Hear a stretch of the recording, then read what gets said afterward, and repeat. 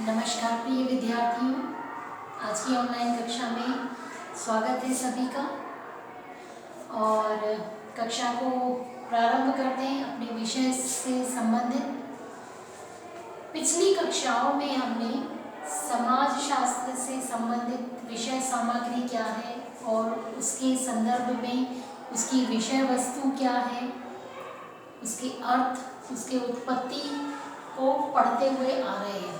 इसी क्रम में जो एक और पिछली कक्षा में जो हमारा बिंदु था कि समाजशास्त्र को वैज्ञानिक कहने के ऊपर उसके जो आरोप थे, उसके ऊपर जो विरुद्ध आपत्तियां थी, इनको हमने पिछली कक्षाओं में अध्ययन किया था। आज हम यहाँ पर समाजशास्त्र के महत्व के बारे में चर्चा करेंगे और उस विषय से संबंधित कुछ बिंदुओं के आधार पर ये समझने का प्रयत्न करेंगे कि समाजशास्त्र का अध्ययन की आखिर आवश्यकता क्या है और इसकी आवश्यकता क्यों है, किस आधार पर ये जो समाजशास्त्र है इसके अध्ययन से समाज को क्या उपयोगिता है, इसकी समाज में उपयोगिता या इसकी महत्व किन कारणों से है, इस पर इन बिंदुओं के आधार पर हम यहाँ पर समझने का प्रयास करेंगे। ठीक है, तो आज की हमारी कक्षा का जो विषय है वो है समाजशास्त्र का महत्व। इसका तात्पर्य हम ये कह सकते हैं कि अध्ययन से, या फिर ये कहना चाहिए कि आखिर समाजशास्त्र के अध्ययन से लाभ क्या होगा, समाज में इस विषय की क्या उपयोगिता है। तो हम इसे ये कह सकते हैं कि व्यक्ति और जो समाज है उसके संबंधों का जो अध्ययन करता है वो समाजशास्त्र करता है। तो समाज के अंतर्गत आने वाले सभी व्यक्तियों, सभी मनुष्य जाति के प्राणियों की जो समस्याएं हैं उनसे यदि उनका ज्ञान हो जाए तो उन समस्याओं के समाधान के लिए भी समाजशास्त्र के ज्ञान की आवश्यकता होती है और इसी कारण से उसका महत्व भी है। अर्थात समाजशास्त्र के ज्ञान की आवश्यकता के पीछे कहीं न कहीं सामाजिक समस्याओं का कारण रहा है और उन सामाजिक समस्याओं को सुलझाने में जो उपयोगी शास्त्र साबित होता है वो होता है समाजशास्त्र। इसी कारण से भी उसका महत्व है। तो उसी आधार पे हम सबसे पहला यदि बिंदु लेते हैं तो वो है समाजशास्त्र क्या करता है, वह संपूर्ण मानव समाज का वैज्ञानिक ज्ञान कराता है। किस प्रकार से कराता है, तो समाजशास्त्र में हम जिस भी समाज का अध्ययन करते हैं वह किसी न किसी अर्थ में एक समाज का जो है, एक राष्ट्र का ही नहीं होता, एक समाज जो है वो सभी संपूर्ण जाति का प्रतिनिधित्व करता है। और संपूर्ण विश्व में क्या होगा, उसका संबंध जो होंगे, संपूर्ण विश्व में उसके सामाजिक संबंध होते हैं और सामाजिक ढांचे का जो निर्माण विभिन्न संस्थाओं या समूहों द्वारा होता है। इस कारण से भी समाजशास्त्र का अध्ययन विस्तृत रूप से करना आवश्यक है। इसको उदाहरण के रूप में ऐसे समझें कि जैसे मान लीजिए कोई समुदाय है या परिवार है यदि, या फिर धर्म है, इन सब को समाजशास्त्र का जब अध्ययन किया जाता है तो इन सब के अंतर्गत आने वाली समस्याओं और उनके अंतः संबंधों का जो ज्ञान प्राप्त होता है, इन संसाधनों और समूहों का जो जीवन में क्या योगदान है, इन सब का ज्ञान भी समाजशास्त्र के अध्ययन द्वारा प्राप्त होता है। इसी आधार पर इसका महत्व साबित किया जाता है। दूसरा बिंदु हम लें वो है सामाजिक समस्याओं को सुलझाने में सहायक। तो समाज में क्या होता है, समाज में कई सामाजिक समस्याएं हमेशा से व्याप्त होती हैं। कारण क्या है, इन समस्याओं के समाधान के प्रयासों के लिए कोई ना कोई किसी न किसी रूप में हमें प्रतिस्थापित करना पड़ता है। मान लीजिए जैसे चूंकि प्राचीन समाज क्या था, प्राचीन समाज की यदि हम बात करें तो बहुत ही अत्यंत सरल था और उसकी जो आवश्यकताएं थी वो बहुत अत्यंत सीमित आवश्यकताएं थी। इस कारण से भी क्या था, प्रारंभिक जो समाज थे उसमें समस्याएं जो थी वो बहुत कम थी।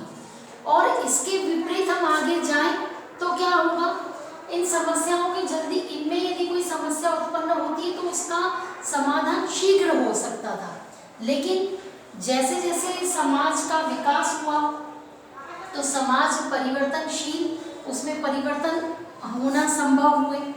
इस कारण से समाज की जो उद्विकास की जो प्रक्रिया है उसके भी परिणाम हमारे सामने आए और इन उद्विकास की प्रक्रियाओं के परिणाम स्वरूप समाज में समस्याएं जो थी निरंतर वृद्धि होती जा रही थी और इन समस्याओं की प्रकृति में भी जटिलता दिखाई देने लगी और इन समस्याओं को अच्छी तरीके से सुलझाया जा सके, इन समस्याओं की प्रकृति को और कारणों को समझा जा सके, इसी कारण से समाजशास्त्र के ज्ञान की आवश्यकता समाज में महसूस होने लगी और इसी कारण समाजशास्त्र का महत्व यहाँ पे प्रतिपादित होता है। तीसरी बात करें, समाजशास्त्रीय ज्ञान सामाजिक स्थिरता को प्रदान करता है। ये किस प्रकार करता है? सामाजिक स्थिरता जो है वो समाज का आधारभूत इकाई है, यानी कोई भी समाज यदि स्थिर है तो उस नींव, उसकी जो आधारभूत नींव है उसकी स्थिरता ही उसकी नींव है और यही उसकी प्रगति का जो मूल तत्व है, उसकी विकास की जो क्रम है वो उसका मूलभूत आधार है। ठीक है, तो गतिशील समाज, लेकिन यदि इसके विपरीत हम देखें, यदि कोई समाज गतिशील है, बहुत जल्दी से परिवर्तन दिखाई देते हैं, तो गतिशील समाज में क्या होता है, समाज का जो ढांचा है उसमें शीघ्रता से परिवर्तन होता है और जो सामाजिक स्थितियां हैं या सामाजिक परिस्थितियां जो स्थिर नहीं रह पाती वो एकदम से समाप्त हो जाती है। और तब क्या होता है, जब स्थिरता समाप्त होती है तो वो सामाजिक विघटन का रूप ले लेती है। इससे क्या होता है, तब सब समाज को परिवर्तित स्थितियों के साथ अनुकूलन करने में बहुत समस्या उत्पन्न होती है। और समाजशास्त्र के अध्ययन से क्या होगा, समाजशास्त्र के अध्ययन से वो परिवर्तित परिस्थितियों के साथ अनुकूलन स्थापित करने में समर्थ हो जाता है और समाजशास्त्र के अध्ययन से जब वो परिवर्तित परिस्थितियों के साथ अनुकूलन करना सीख जाते हैं तो समाज की बदलती हुई परिस्थितियां या तो वो अनुकूलित कर लेते हैं या तो उनके परिस्थितियों के अनुरूप अपने आप को परिवर्तित कर देते हैं। तो इससे जो होगी उससे सामाजिक स्थिरता को धक्का नहीं पहुंचेगा, उसको ठेस नहीं पहुंचेगी और इससे जो समाज है वो टूटेगा नहीं, समाज विघटित नहीं होगा, वह समाज संगठित रहता है और फिर उत्तरोत्तर वो प्रगति करता है। इस आधार पर भी समाजशास्त्र का महत्व बताया गया है। चौथा बिंदु हम लेते हैं, समाजशास्त्रीय ज्ञान जो है वो मानवीय दृष्टिकोण को उदार बनाता है। किस प्रकार से उदार बनाएगा, तो आप ये समझ सकते हैं इसको उदाहरण के रूप में कि जैसे विश्व में या पूरे समाज में, देश में अनेक धर्म और उन्हें मानने वाले लोग निवास करते हैं और एक देश हो या अनेक देश हो, वहाँ पर विभिन्न धर्मों के जो लोग होते हैं वो अपने अपने धर्म के सिद्धांत और विश्वासों को मानते हैं और दूसरे धर्म के विश्वास और सिद्धांतों से भिन्न होने के कारण प्रत्येक धर्म अपने धर्म को श्रेष्ठ मानता है और दूसरे धर्म से अपने धर्म को श्रेष्ठ साबित करने का प्रयत्न करता है। इससे क्या परिणाम होता है कि एक दूसरे धर्म पर आरोप प्रत्यारोप के कारण क्या होगा, धार्मिक संघर्ष होते हैं। लेकिन यहाँ पर समाज शास्त्र क्या करता है, तो समाज शास्त्र की एक शाखा है धर्म का समाजशास्त्र, और धर्म के समाज शास्त्र के अंतर्गत अलौकिक चमत्कारों को अध्ययन को स्थान नहीं दिया जाता है। इसमें धर्म की उत्पत्ति, उसके विकासों के कार्य और महत्व को सामाजिक पृष्ठभूमि के आधार पर देखने का प्रयास किया जाता है। इससे क्या होगा, इससे धर्म के इन मौलिक आधारों द्वारा धार्मिक झगड़ों को समाप्त किया जाता है और धर्म के जो सभी लोग हैं वो समान रूप से हैं। इसी दृष्टिकोण को ध्यान में रख करके क्या करना चाहिए, तो समाजशास्त्र का अध्ययन इसी मानवीय दृष्टिकोण के साथ में किया जाता है कि सभी धर्म समान हैं। इससे समाज में संघर्ष की, उस धर्म के क्षेत्र में संघर्ष की जो स्थिति होती है वो निर्मित नहीं होती है और वो जो मानव का जो दृष्टिकोण है वो उदार हो पाता है। अंतिम बिंदु की हम बात करें तो समाजशास्त्रीय ज्ञान पारिवारिक संगठन में सहायक है। वो किस प्रकार से सहायक है कि सामाजिक जीवन का जो पूर्णतः नींव है वो पारिवारिक नींव ही पारिवारिक जीवन पर ही उसकी नींव टिकी हुई है। सामाजिक जीवन में जो परिवार है या विवाह है उसका महत्व क्या है, अर्थात उनके कर्तव्य क्या है। यदि परिवार की हम बात करें तो पिता का पुत्र के प्रति, पुत्र का पिता के प्रति या माता पिता का संतान के प्रति, इस प्रकार से कई एक दूसरे के प्रति जो है कर्तव्यों की बात हमें समाजशास्त्र के अध्ययन से देखने को मिलती है और इन सिद्धांतों का जो ज्ञान होता है वो हमें समाजशास्त्र की पारिवारिक, यदि हम जीवन को उससे संबंधित करके अध्ययन करें तो हमें देखने को मिलता है। और समाजशास्त्र हमें इन प्रश्नों के संतोषजनक उत्तर भी देता है।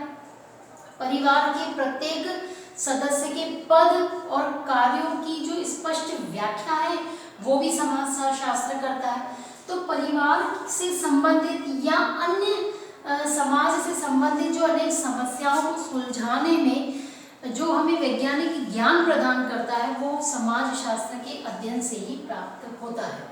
तो इस प्रकार समाजशास्त्र के अध्ययन से पारिवारिक जीवन को और अधिक सुखी बनाया जा सकता है। इस आधार पर भी समाजशास्त्र का अध्ययन करना तो समाज के लिए बहुत ही आवश्यक और महत्वपूर्ण माना जा सकता है। ठीक है, तो आज हमने समाजशास्त्र के महत्व को इन कुछ बिंदुओं के आधार पर समझने का प्रयत्न किया है। अगली कक्षा में इसके आगे के क्रम को आगे बढ़ा कर देखेंगे और कुछ और नए बिंदुओं के साथ में। तब तक के लिए धन्यवाद।